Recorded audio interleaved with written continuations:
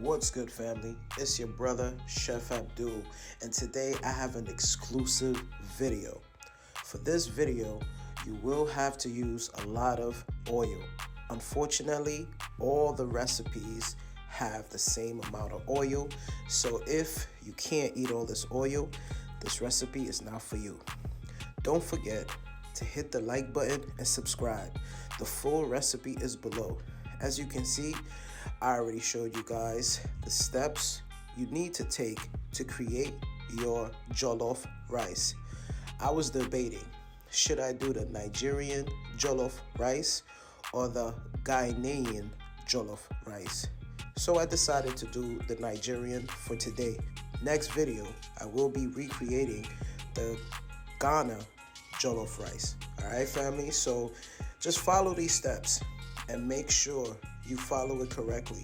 I decided to make my own vegetable broth because most of these bouillon cubes have over 1,000 milligrams of sodium. All right, so we're gonna begin to fry our onions and we're gonna add our tomato paste.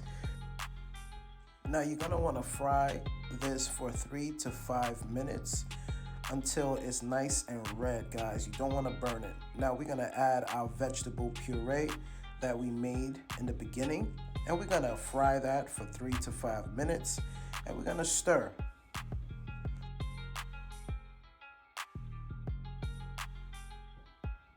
Because I am not from Nigeria, the beautiful African continent, I had to watch multiple videos to get this recipe down pat. You have to wash your rice. The reason that you have to wash your rice is to remove most of the starch, or your jollof will be sticky and mushy.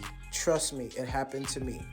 Take your time and wash the rice, and then we're gonna add in the broth, and we're gonna cover it and blot out.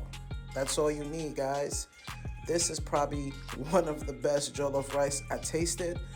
I had a lot of jollof rice in the past when I wasn't vegan. I have to honestly say, I did a fabulous job.